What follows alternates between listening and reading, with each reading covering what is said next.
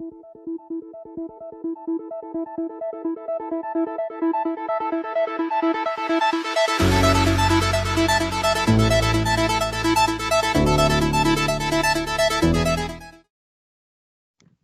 and welcome to our 10th episode of the unofficial SAP on Azure video podcast. Today is September 25th, and together with Robert and Goran, we are here to talk about anything related to SAP on Azure. So, unfortunately, last week we had some audio issues, and we will make sure to re-record the session next week. But today we actually have another very exciting episode with Martin Pankraz, who will talk a little later on some of the really cool integration scenarios that he has been working on. But before we go there, we obviously want to cover some of the big announcements during Ignite. So first of all, welcome everyone. Welcome. Welcome. Yeah, actually, like said, this week we had Ignite, and similarly like last time, let me actually quickly share my screen. There is also a book of news available, and this book of news covers a lot of the new announcements that happened during Ignite. And actually, I mean, most of the sessions that were broadcast during Ignite are available. So if you go to, I think, myignite.microsoft.com or something like that, you can rewatch most of the sessions. I think they will also be published on YouTube. But what we want to do now is quickly go over this book of news and pick some of the topics that looked interesting in the context of SAP, obviously. So it's a long document that you can see here. I picked a few topics. Let me scroll down. I think the first one was about the new availability zones. Where is it? Availability zones. Here we are. No, this is for SQL. So you can see there's really a lot of content here. Here we go. So obviously we will continue to roll out additional availability zones. I think, Robert and others, we already had some detailed sessions on what are availability zones, why are they important. And now we have 2 new zones already available, Canada Central, Australia East. But obviously there are many more zones on the pipeline. Yeah, because not in every region there are zones, so meaning they are being enabled, which is great news. Yeah, absolutely. Because I think also with a lot of customers where they need disaster recovery or something like that, or high availability, they really want to make sure that they separate this out in different zones while still staying in the same region. So I mean, having an increased number of zones is obviously quite important. There's always more detailed links to this. So obviously here, if you go to this page, and like always, we'll share these links afterwards. You can just take a look at the latest information on these new availability zones. Ooh, New Zealand down there. Yeah. Yeah, so it's really amazing how fast this is all increasing. And the next topic that I wanted to pick out of the this book of news is Azure Resource Mover. And again, there's obviously a related link to this, but the Azure Resource Mover helps you to move whole resource groups basically from one Azure region to another. So in a lot of cases, and I have struggled with this myself in the past sometimes, when you start to deploy a virtual machine, obviously with storage, with network, with all the things that are required there in one region. And for whatever reason, you decide that you would like to move all these resources to a different region. That sometimes was a little complicated. And now with the Azure Resource Mover, there's actually a tool that helps you to move these resources to a different region. We are using functionalities similar like the Azure Site Recovery for this. So you install an agent, there's a nice checklist that verifies whether you can move these resources to another region. So I think that can also be pretty interesting.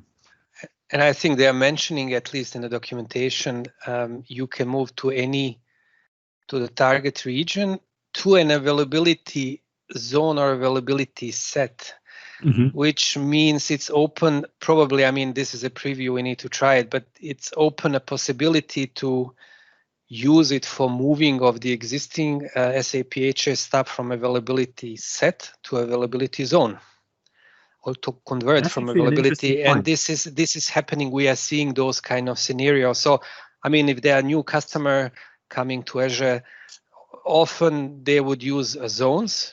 But the previous customer, we didn't have zones, so they were starting with availability set construct. HA, yes, but in availability set, meaning in one DC. And they would love to improve even more the HA by moving from availability set to availability zone, meaning stretching from one DC to across the two closer DC. So I guess maybe something like this would be an helpful, hopefully, maybe for this task to move. But still, you will have an issue if you want to keep availability set and availability zone. So now you're talking about direction of PPG. I mean, this is big value. The question. This is big value because this is, I mean, maybe it's, for some people it's surprise. Okay, I can do it with PowerShell. No. This is completely different. Because with PowerShell you need to shut down complete systems. You need to, play with snapshot and then move to another region, copy in blob storage. I mean, I did that many times with PowerShell, but now we have a tool for that, which is what Holger mentioned, is going a little bit more these near zero downtime psychologies, let's say like that. Yeah. And it's probably just beginning of what we can achieve in the future with that. Yeah, exactly. Cool. The next thing was disaster recovery between availability zones. So there was a zone-to-zone announcement here, zone-to-zone disaster recovery announcement. And again, this goes in the direction that we have several customers that obviously come from an on-prem scenario where they have these metro clusters. So and when they talk about disaster recovery, for them it's good enough if one data center is 10 kilometers or 10 miles, whatever, apart from the other. And obviously that is not the classic how we talk about disaster recovery in an Azure context, because there we really talk about these different regions that are hundreds of kilometers apart. But still, if a customer says, well, I don't need this, if I look at West Europe, where the different zones are pretty far apart, that's good enough for me. Then with this new availability or this new possibility to have zone-to-zone disaster recovery, I think this will address quite a few of customers. I think we name it something like light disaster recovery or something like that. And what is important, this is actually the functionality of Azure Site Recovery. So Azure Site Recovery, I can use region to region. Now I can use also zone to zone. And I guess I see some benefit. I mean, typically in the Azure zones, if you stretch it, they would use the clusters. So I mean, okay, that's work by itself. But if you wouldn't have any clustering technology, if you would rely on a single instant VM SLA, you put everything in one VM, central points of failure. Currently, you don't have out-of-the-box way to move it, from one zone to another one, if you want to do it. So basically, something like this will enable you such a scenario in some way. So there are some definitely benefits as well that some customer might use it. Cool. Yeah. Super. Good. Then a bit of a shift. Azure Communication Services. So obviously, I mean, we're using Teams right now, and a lot of customers are now using Teams to communicate, to chat, and whatever, to have video calls and stuff like that. But now we are also offering a service, Azure Communication Service, that you can embed in your own applications. And I was reading this, I was thinking of, well, think of an SAP Fiori application, and then you can initiate a call or a video chat and directly out of this Fiori application. Maybe if you look at the Copilot, and then you have some really embedded functionalities. So I was just thinking, well, having this as a service, and apparently Teams is using the very same functionality of these now Azure communication services. So this can be an interesting offering for customers to embed in their own tools. So maybe that's. Can I ask one nasty question? Of course, like always. So what is different between Azure Communication Service and Teams? Do you know that? So my understanding is that with Azure Communication Service, these are really the low-level building blocks, so to say. And you mean the voice, SMS, and all that stuff? So replacement of PBX and all that stuff in that direction. I've not tested it, to be honest. But what I read is that these are so if you're using what we are doing right now, if we're using a video call, then Teams under the hood is using, for example, the video calling functionality of this Azure Communication Service, and we're just surfacing this in Teams. But potentially another customer could use, or a partner could use, the video calling functionality of Azure Communication Service to build their own Teams or whatever. Yeah, okay, I get it. Okay. Microsoft is good to create the platforms, right? Yes, yeah, exactly. Yeah. And then makes sense. Yeah. In Teams, and the Copilot is ourselves. The SAP Copilot is then gonna make your next hairdresser appointment. Yeah. For example. Exactly. You can then ask the Copilot to do some stuff. Okay, nice. Good. Then one of the beautiful things is Logic Apps. And also with Logic Apps, there are a lot of new functionalities. And I think, Martin, you mentioned that you played around with this already, with the new features of Logic Apps here. Yeah. There was integration for the Visual Studio Code, so you don't have only the web UI. So if you're more developer focused, you can also go really into your IDE of preference, which then is Visual Studio Code, and work from there in an integrated environment, and then publish. But there's some installations alongside with it. So we were discussing within the engineering team on the current preview. And I think that's actually pretty nice, because I mean, Logic Apps is beautiful that you can really drag and drop all these building blocks, and you also have the design or the code view where you can go in and you can work with the XML within the Azure portal. But now having the ability to also do this from Visual Studio Code or Visual Studio is obviously really powerful. If I'm a little more not the business user that wants to create a Logic app, but if I'm more a developer focused person, then obviously having this in my IDE that I'm working with can be really, really helpful. Yeah, with Git repository and everything, then all the things that you like, all the extensions that you want to apply in the Azure portal, you have to work with what's provided there for you. So for some very advanced developers, I'd say that's good enough. If you talk about business developers, there's always the idea also, well, maybe Power Automate is better suited for you. Yeah, absolutely. Good, then Azure Stack. Yeah, so we talked about hybrid in the past, and obviously that's really, really important. What I like is really the way how Microsoft continues to invest in these areas. That yes, we have the Azure Cloud, obviously, but we are really, really going more and more in these edge components with Azure Stack, Azure Stack Hub, and now we have Azure Stack Edge Pro and some other new acronyms. But it's I really like the way how we're trying more and more to help customers that cannot or need to stay on-prem.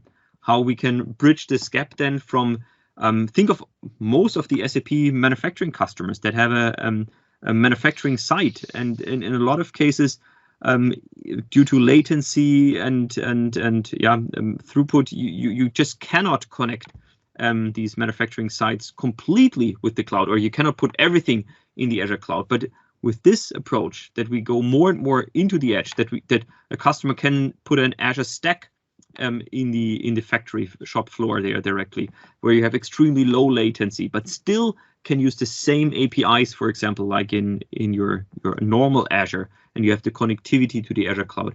I think that's a really, really powerful approach.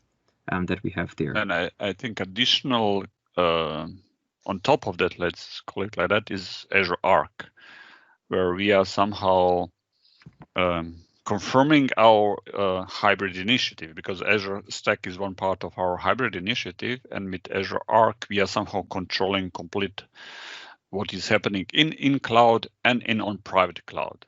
And I think this is somehow a confirmation that that Microsoft is going very strong in these hybrid scenarios. Mm-hmm. And even cross hyperscalers, right? I mean, yeah, with exactly, Azure Arc, exactly. I think you have also some announcement there over Azure Arc. You can filter for Azure Arc. I think there is some announcement. Yeah. Yeah. For databases, and I think there are even more. Yeah. So you can see. Let's actually start from the top. Yeah. So there, okay, that's yeah, hybrid. Yeah.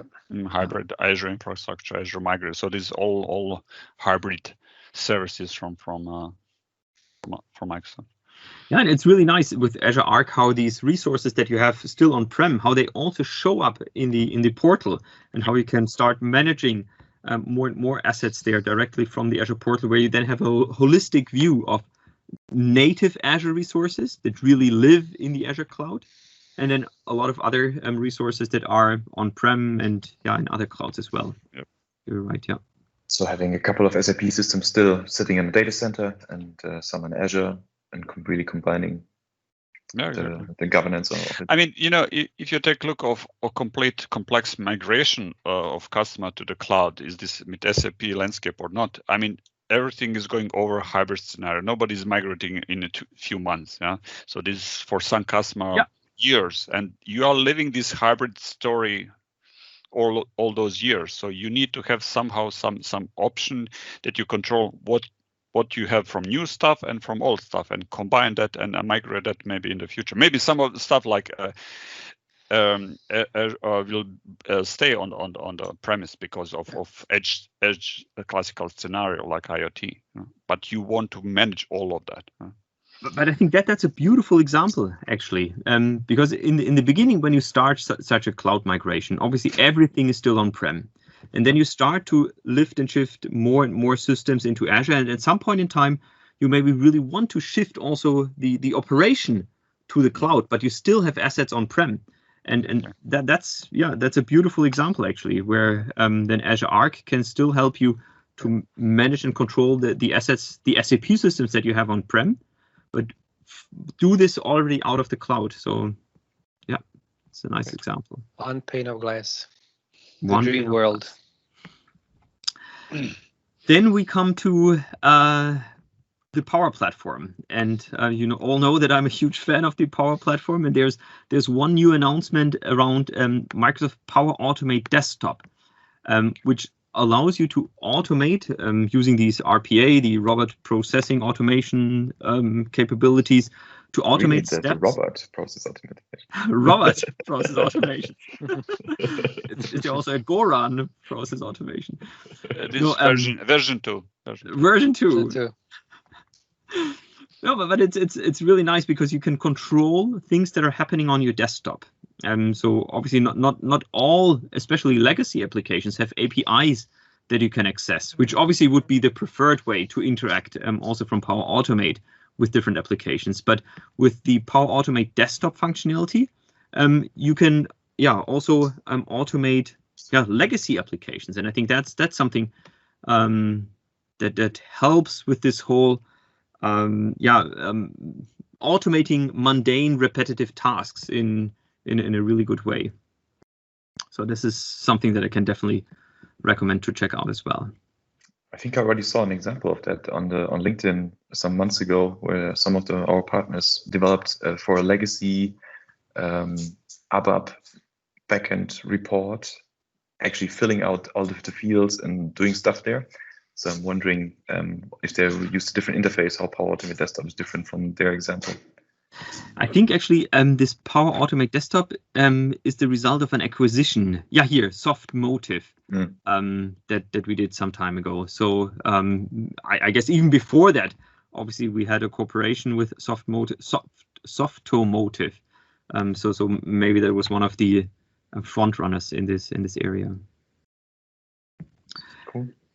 Nice, cool. Another thing is Cortana. So there are a lot of new things with Cortana, and obviously the whole voice assistance, then the whole email briefings that you get. I don't know if you have volunteered, signed up at Microsoft to this.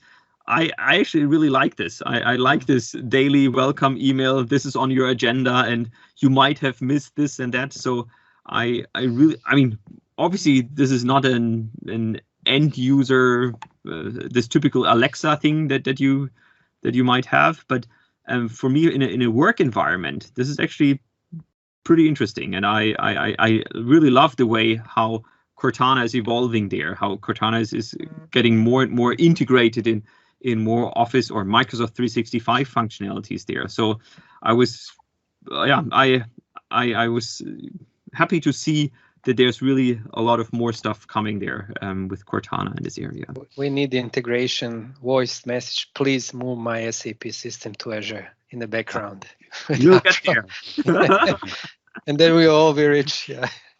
Using the Azure Resource Mover and then out of the box. Zone to no zone downtime. task recovery. Yes. Good. Then security. There. This is a lot of consolidation of the different. I'm not sure if I find it. Of the different security functionalities that we have, but basically, what is there is that we renamed, I think, some of our and consolidated some of our security offerings. So the monitoring approach or detection mechanisms, and then also the proactive security concept or security products that we have. I don't want to spend too much time since we also have the demo from Martin in a second. So one last thing, I think we promoted his session already. No, we wanted to promote it in our last session, but we never broadcasted it.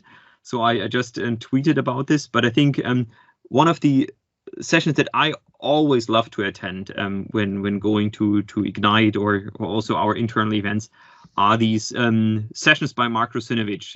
And one of my favorites is always this Inside Azure Data Center Architectures, where basically he talks about, like in this screenshot here, what's new in Azure, the whole edge components, what's new from a storage point of view, and they're always really interesting to watch. So I think this is definitely one of the sessions that I would highlight and recommend to watch. But I believe he said something interesting around 20 minutes or something like this about the new VM, how he calls Mega Godzilla Beast of 24 terabyte RAM and 448 cores.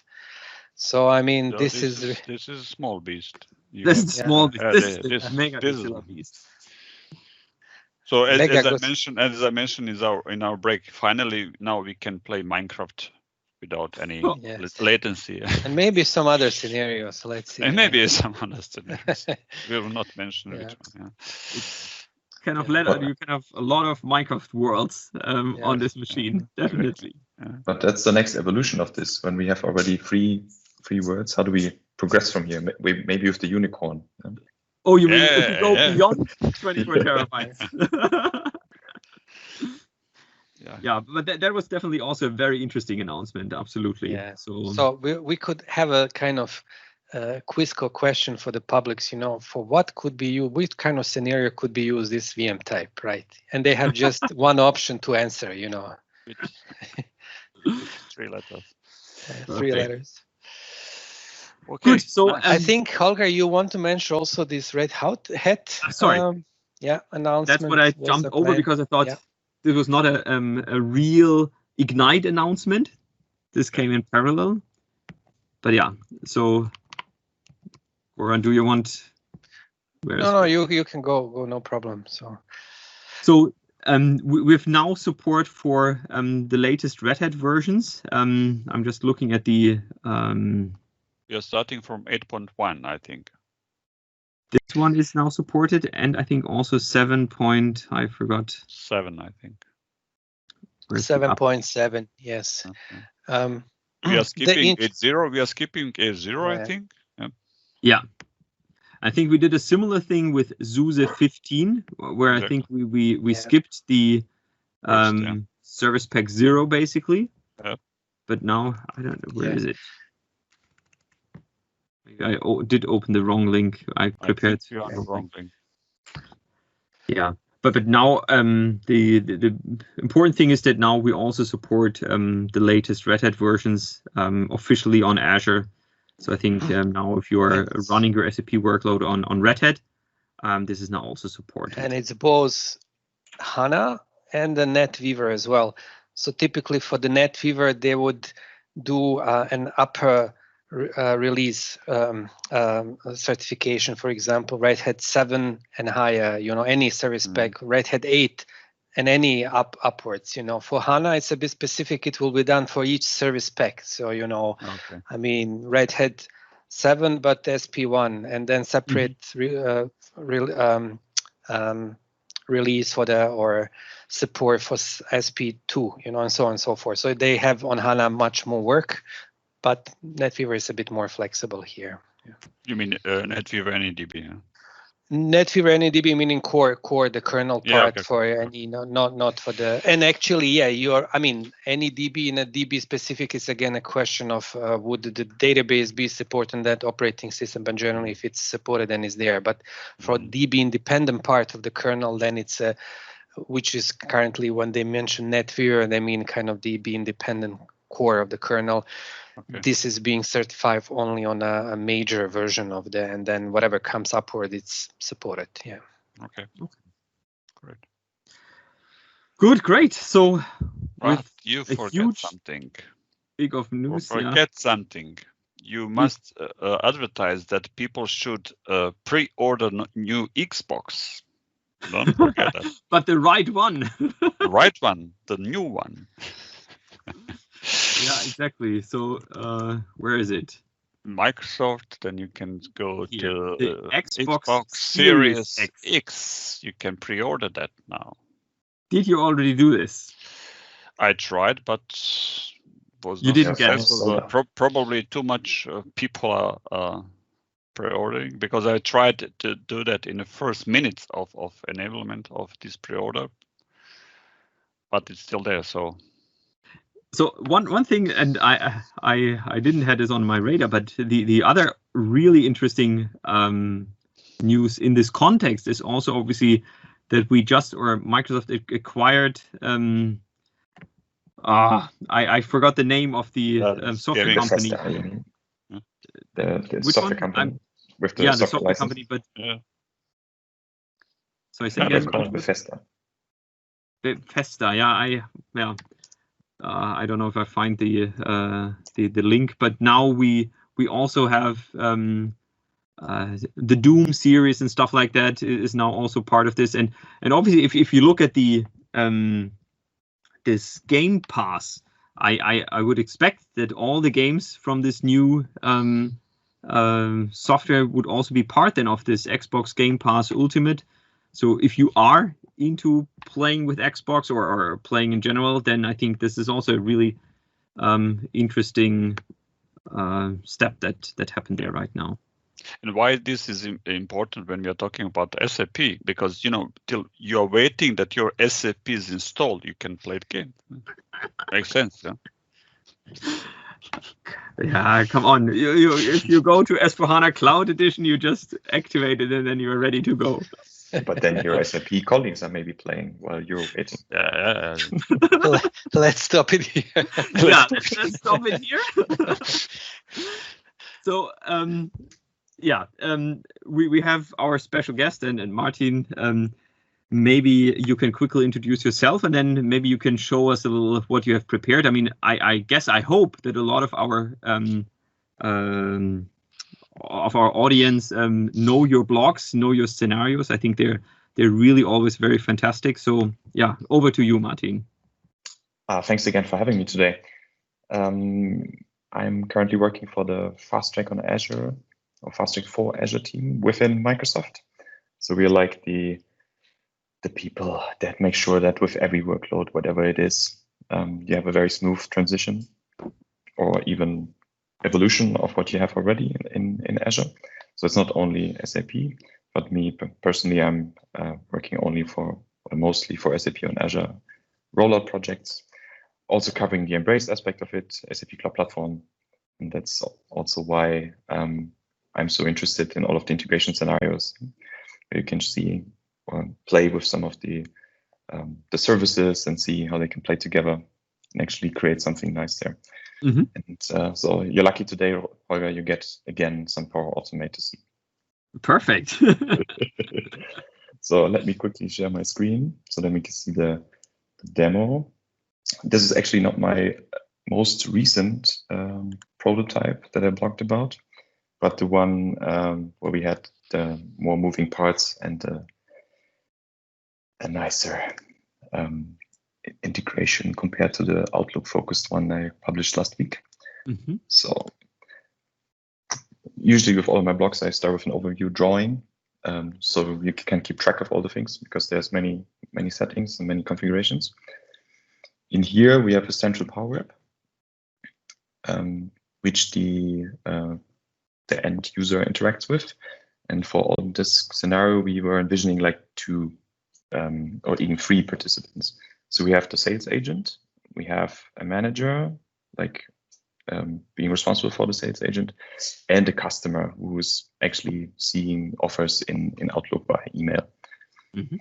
So, and if you imagine the seller here interacting on the phone and like negotiating prices for this amazing server over here, which is actually part of the product portfolio on the SAP ES5 cloud demo system. Mm-hmm. So, and in there, he will be able to check if the amount he's going to sell this to the customer is eligible for his bonus. So before Fast Check, I was also part of a pre-sales team, so I can relate to this. Maybe there are other people too. So, and the business rules is also a low-code, no-code solution in the SAP Cloud Platform portfolio, where you can design rules in the UI, which often creates a lot of code if you have to do this yourself, and you need to ask a developer to get this done. So it's very nice. The Power App and the business rules can be administrated and configured by people who have an affinity towards technology, but they don't need to be developers to get this done. So and once we're happy, the seller is going to say, well, I'm going to send this quote out. So he's going to run this through Power Automate. Power Automate sends the actual offer to the customer. In the meantime, notifies on the Teams channel the managers. Actually, there's a sale going on, and it's very close to the bonus like limit. So maybe this is an opportunity for you to take action to either lower or increase it to impact how the sales field is going to act.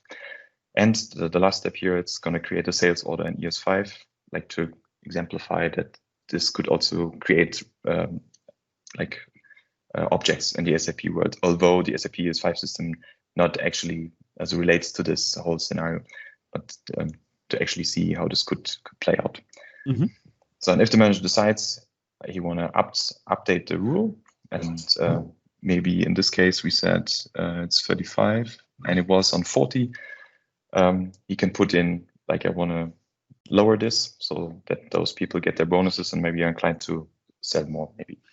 And then this is going to notify the business rules service automatically without any human interaction that is going to be lowered from this adaptive card in Teams. Yeah. Cool.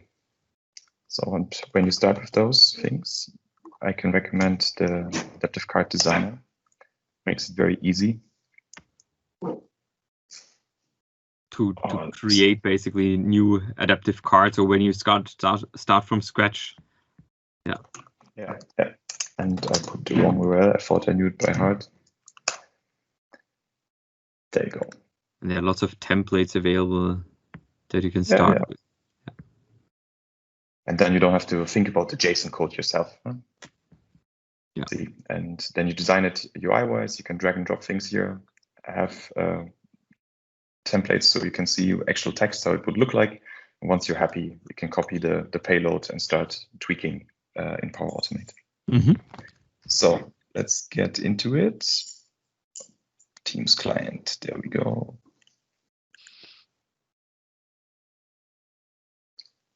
So I actually added my Power App to this Teams channel right away. So in here, you see already the dots running because I said on open, please check the current threshold for the product. At the moment, the business rules are on 36,000. And this is below, so it's red. If I start increasing this, so I'm able to make the customer buy it for 40,000. Can check here again, it's going to trigger the Power Automate rule and it's going to be green. Perfect, I'm going to get my bonus. Yeah. So let's say 36,000, let's put it closer to it.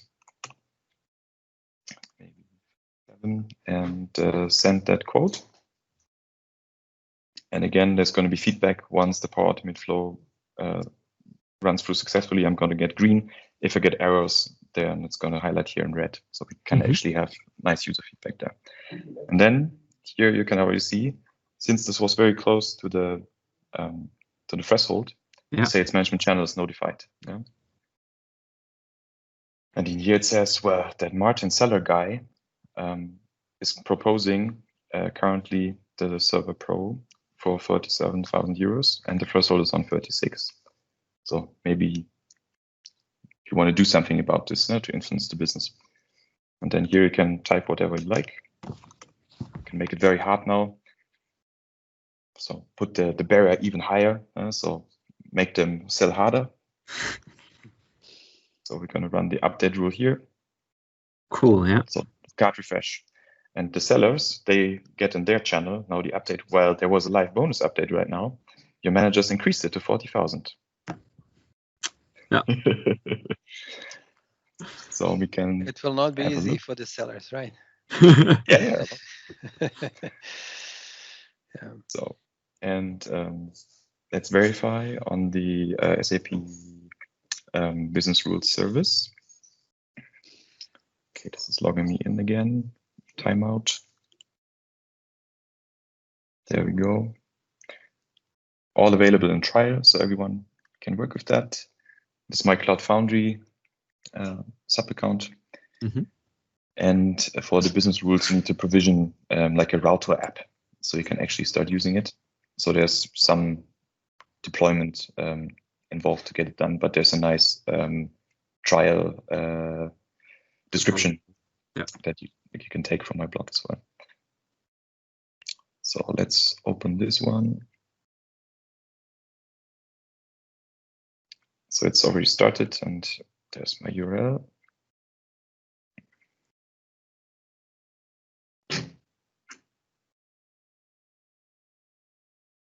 Okay, the rule editor. And you get the whole project. Everything is exported from here and uploaded on GitHub, so you can import and start playing with it. So this is my first business rule project, and that consists of some data objects that you model, a rule service, a rule set, and the individual rules. And here we have the objects that make all the interaction that we saw earlier possible. So there's an object that represents if the deal is eligible for a bonus, the actual bonus object itself, and the deal comprising of those things. And if we check now the decision table here for the rules, we will see that there we have the 40,000 at the moment. And it's updated, Yeah, with the Power App was on 36,000, but the update rule from the Teams card increased this. And there's the product ID that I took from the SAP side, so I can have a integrated topic here. So maybe just a question is, I mean, this is an SCP piece of the business rule. It's SCP functionality. Is this business rule part connected to a concrete SAP system, which could be anywhere to pull the details about the product, or it is okay? No, it's not connected. Okay. The service is actually only the modeling part of creating the business rule. So you don't have that in your system, and you don't have to code it in the app yourself. This is the ability to abstract from that.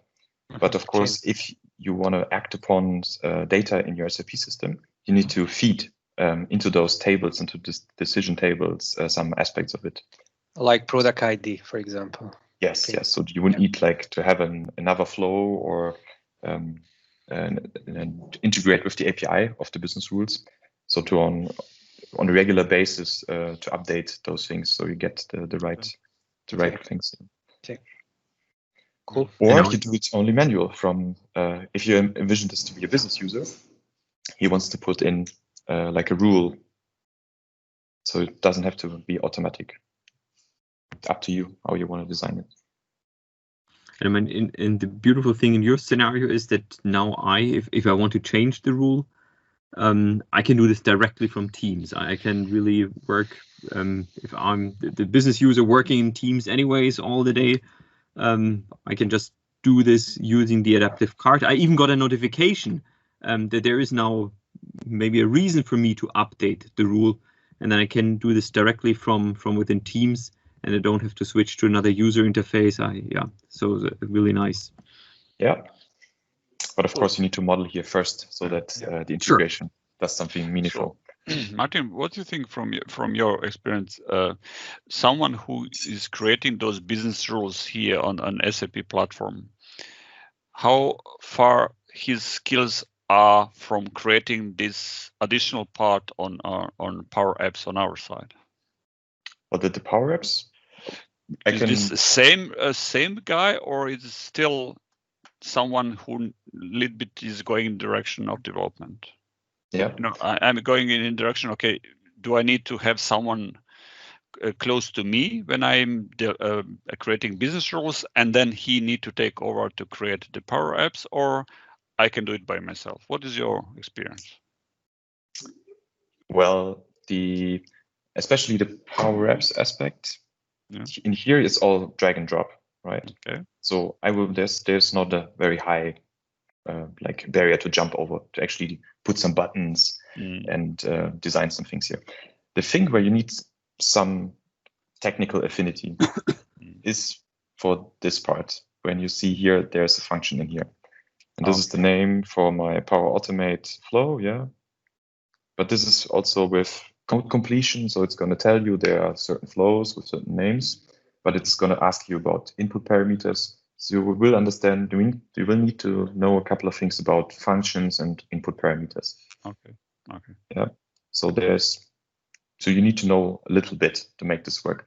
But I always envision like doing this once, and understanding the concept, and from there it becomes very much easier.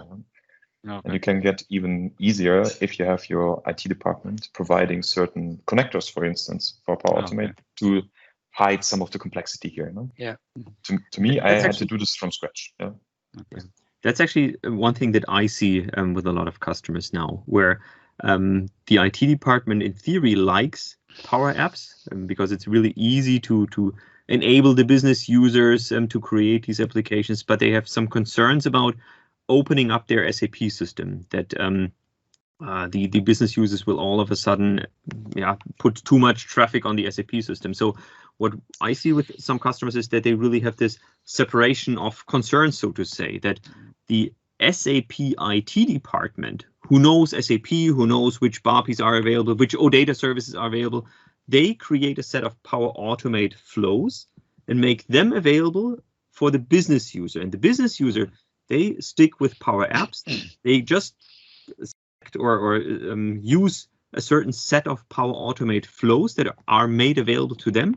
And that's where you have this separation. So that SAP IT, the IT department, the SAP IT department of the customer, they are still in control. They can make these flow availables, but at the same time, they enable the business users to create new applications using Power Apps. Exactly. Yeah. And basically Microsoft backbone here is the integrator of so many different pieces, and different technologies, from a SAP cloud platform to the Teams, to the email, to the SAP backend system if you want to really kind of order it, and back and forth. So I mean that's really nice to have this flexibility in a relatively easy way, so to say. It's not really programming, but you'd have to know it, but it's still a lot of drag and drop stuff, which makes the life easier. Yeah. But there's still a need for connectors, I'd say. Correct. Because yeah. You see here my green tasks, they are HTTP requests. Yeah. And I was using them for the API for the business rules on SAP Cloud Platform side, and also for the ES5. So they're not trivial if you need to use them at the moment. Yeah. Yeah, I mean, just fetching the CSRF token, like what you're doing there and all this kind of stuff, handling the cookies, that's still a little complicated. Yeah. But everything is documented in Martin blog, so obviously, yeah. Yes. So go to his blogs and check it out. Yeah. Yeah. So maybe let's see one example, which is highlights the business logic. In here, this is the deal value close to the bonus threshold. I put in here a logic that makes sure that if you're 20% down or above the threshold, and this is done with like calculations in here, taking the threshold and checking if it's lower than the actual value is lower than the threshold, and bigger than the multiplication by 0.08, so that's like the 20%, yeah. And making sure that's the other way around as well. So with those 4 options, you make sure that you get both those things done. Here you put in the adaptive card. You just paste it from the designer and start tweaking with the objects, so you get the visual that you want. Yeah. And once the manager acts, if he says you click the update button, I'm going to run the update on the business rules from here. This is also an HTTP request that you need to run, and just supplying the new size, and it's going to do that for you. Really cool. Nice. No, I really think this is extremely powerful, and as Robert mentioned, I really like the blogs where you really talk about how to put all of this together. And since you're using ES5, so public available systems and the sub-cloud platform trial, and obviously there's a trial available for the Power Platform, this is really something that anyone who is interested in can do. So great scenario. Yeah. Great. Nice. Good. Let's do one more thing. The workflow engine that we used as Power Automate, obviously, for that example. But SAP has the same one, or not the same, but similar offering. They call it the workflow service on SAP available. And you could probably achieve similar things with it. And you have always to decide which ecosystem connectors are more important for your scenario, maybe. And since I was using Teams mostly and other aspects of Azure, I had some logic apps in there as well, it was easier to do it from Power Automate. But if you have more things, maybe the SAP inbox or stuff like that, there might be a point where it becomes easier for you to have the standard connectors from SAP side. So there's always like you have a choice. You have a choice. Yeah, exactly. Nice. Cool. Good. I think with this we're at the end. So thank you very much, Martin, for joining. I think that was a really powerful demo, and hopefully a lot of people will take a look at the blog and try it out themselves.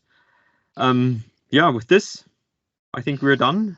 So next week, hopefully, we will be able to re-record the session with Chetan and the Azure Active Directory and SuccessFactors integration, which I really liked the first time. So hopefully the second time with Goran, it will work.